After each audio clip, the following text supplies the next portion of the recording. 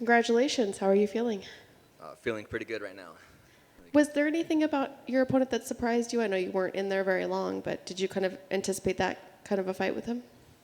I anticipate like kind of a, I don't mean this like disrespectfully, but like a harder fight.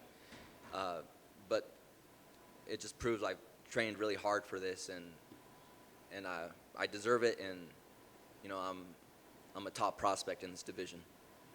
When you say you expected a harder fight, can you kind of elaborate a little bit more about what you kind of expected there? I pictured a 3-round war, to be honest, with Brian. Were you a little? This is going to sound like a weird question. I'm sure you're not disappointed that it didn't go 3 rounds, but is there any part of you that kind of wanted to see that 3-round war no? No, definitely not. Because you don't want to be in there with Brian all 3 rounds, because he has power all the way, all the way through. So you don't want to be messing around there.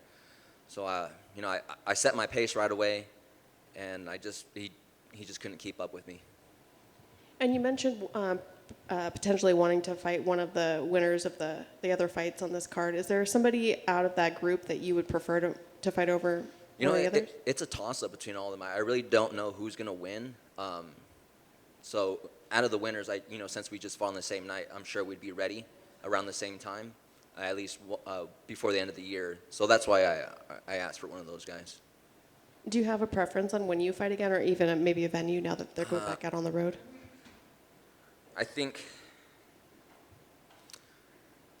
either one of those guys, either Paiva or I like Nurmagomedov just because of the last name. I would like that win for sure. Sounds like your coach is saying 2 weeks. He wants you back in there. Oh, Bulldog over there. Yeah, he wants me to take on Cody, but I don't know. We'll see. We'll see how I feel, and that's a fight that's pretty far up there. So we'll see what the UFC says. When you're thinking about an upcoming fight, does the venue or the city play into that decision, especially now that they're going back out on the road and there's some pretty exciting places out there? Yeah, I think fighting here 3 times in a row, and then I went to the UFC Phoenix and just watching those fights and seeing the crowd, it really did make me miss it. I didn't think I would as much because fighting's fighting, you don't pay attention to it, but there is a certain energy to it, and I do miss it. Thank you. Hey, Mario. Battleborn. Yeah. Where did that come from? I'm from Nevada originally, and that's the state motto. I'm 7 hours north of here, a small town called Winnemucca, a small little mining town. So I always love to represent, where I'm from. That's awesome. And finally for me, teammate Sean O'Malley's coming fighting next week. I just want to know your thoughts on that matchup. Oh, I think he's going to smoke him. And Jared Cannonier is going to win that belt too. Awesome. Thank you. I can't remember if you actually said when you first talked to her, what was the actual game plan that you had for Brian when you were coming in? What were you expecting that you were going to have to do? Not to be lazy with anything. Like I said, he has power. And if you get lazy, he could finish the fight, in any round. Avoid the guillotine and, set a high pace right away. Because with anyone, the first round might be close, but I feel if I go 3 rounds with anyone, 2 and 3 are for sure mine. Well, I have to ask you about that rear naked choke. I mean, how strong that actually is, because once you locked it in, it looked like it was so tight that he was trying to tap on both your legs. It looked like that he tried tapping on one side, then maybe tapped on the other. I don't know if you could tell if he did tap on both sides, but how strong is that rear naked choke of yours?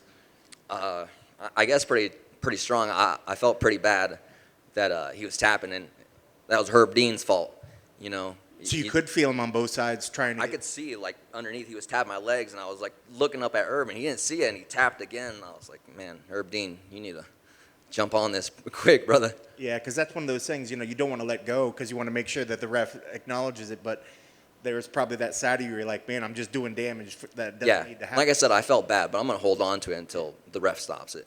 That's awesome. Well, I mean, obviously everything looked like it played out perfectly that you wanted to, but when you have such a dominant fight, are there still things that you see in that you want to go back to the training right after? And is there anything that you feel like you needed to work on that didn't go your way? I mean, it looked pretty flawless, but, there's always something. There's always, little things, I thought I did a pretty good job with the guillotine. He's really good at that.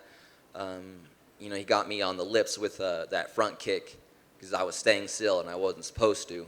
So little things like that. It's always, easy to go back and fix it up. But I'm going to continue to improve everywhere. So, yeah. And like you said, this was one of the biggest fights that you've taken. Is this good to put this feather in your cap? I mean, what does this win mean for you, and I guess in your career, and how you've progressed in your career? Yeah, I mean, it shows that I am progressing, and it is the biggest fight, of my career. I think he's had like 15 UFC fights, and yeah, I mean, it just shows that I'm continuing to improve and climb up the ladder. That's awesome. Congrats on the victory. Thank you.